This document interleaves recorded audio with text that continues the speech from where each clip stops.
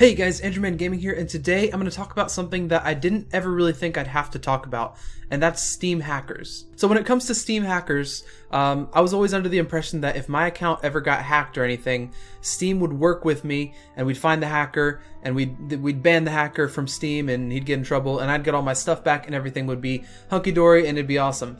But apparently that's not really the case when it comes to people hacking your account. Over the past few months, I've been getting a couple of messages from my friends who've been saying their Steam account has been hacked by somebody, and they've taken some inventory items, for instance, like a CSGO knife or CSGO whatever stuff, very, very high value items. And my response has always been, have you talked to Steam? Have you asked them what they can do to help you? And their response is always the same. Steam says they won't do anything. They always blame you, the user, for getting scammed or for doing something like that. So really, when it comes to Steam hackers, the best thing that you can do is protect yourself. Don't rely on Steam. So this video that I'm making today is going to be a few basic tips on how to protect yourself from Steam hackers. So as always, the first form of protection for your Steam account is going to be your password. Make sure that you have a good password. Now, a good password, what is a good password? Well, if your password is password or something like that, something with only like lowercase letters or something like that, that's not really a good password. A good password is going to be between 8 to like 15 characters, and it's going to contain letters, numbers, and symbols. Just to make the hackers think a little bit more. Okay, the hacker's not really going to have to do any more thinking, but the software that he uses will have to do a little bit more work, and let's make that a lot more work. So let me show you how this kind of works. Okay, so let's say you decide to go make your password, and you decide that you're going to use 4 characters for your password. That's not very long, but we're going to be using that for an example since the numbers are relatively low. So you decide you're going to have 4 characters, and each of those characters is going to be a lowercase letter. You're not going to go uppercase, you're not going to go numbers, you're not going to do anything like that. 4 lowercase letters. So you have 26 options to choose from for each of those things. When it comes down to it, your 4-character password has 450,000 combinations. Now that may seem like a lot, but for a program that can dish them out like that, it's not actually that many. Now let's say you decide to go to 5 characters instead of 4. The number of combinations that you can have now goes all the way up to 11 million. That's 11 million combinations. So just changing one character, adding one character to the end of your password can change a lot. So now you can see how the more characters, the better. Okay, so let's say you decide to make that same 4-character password, except this time you're using uppercase letters and also like underscores and numbers and stuff like that. Now the number of combinations that you have for that 4-character password is going to bump all the way up to 74 million combinations. That's insane. That's way more than anything that just lowercase letters can do.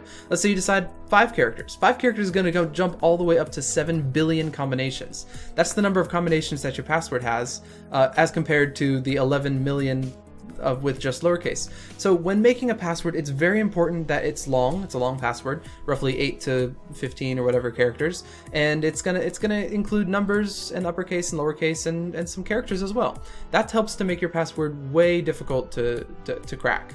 Now the next thing I want to talk about is also very important, and it's your password, but for your email.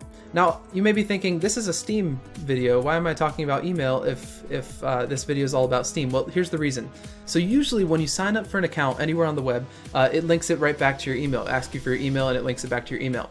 Now if you ever forget your password, for instance, it'll say, oh, here's the password recovery, what's your email address? And then once you enter that, it'll send your password recovery to your email.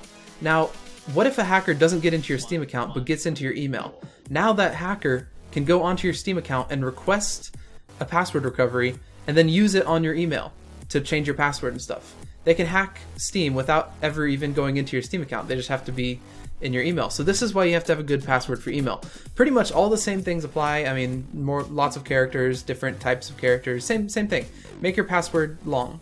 Now that passwords are out of the way, let's talk about Steam Guard. Now, I'm sure if you've been using Steam for a little bit, you're either already signed up or you've seen it on there and you've been like, nah, I don't really trust this thing. What Steam Guard basically is it allows you to link your phone to your Steam account. So whenever you want to log into your Steam account or perform a trade or sell something on the market, you have to go through your phone first. So pretty much that makes it so that a hacker has to steal your phone to steal your account. Now, why is this good? Well, it's good because your account is a virtual thing. Hackers can get into there with their code and stuff, and your phone is a physical thing. I mean, if they want to steal your phone, they're gonna have to come and rob you. So, I mean, it already makes it way more difficult to steal your account, to have Steam Guard. Now, on the downside, I have heard of people who have had their accounts hacked, and the hacker has disabled their Steam Guard and then sent trades without having to go through SteamGuard. Now that's just a thing that some hackers can do, I guess. But there's one more way that we can block hackers, and this is probably the best way to block hackers from taking things from your inventory. So what we're gonna do for our Steam account to make it so that hackers don't really want to come into our account is we're gonna set our inventory privacy to either private or friends only.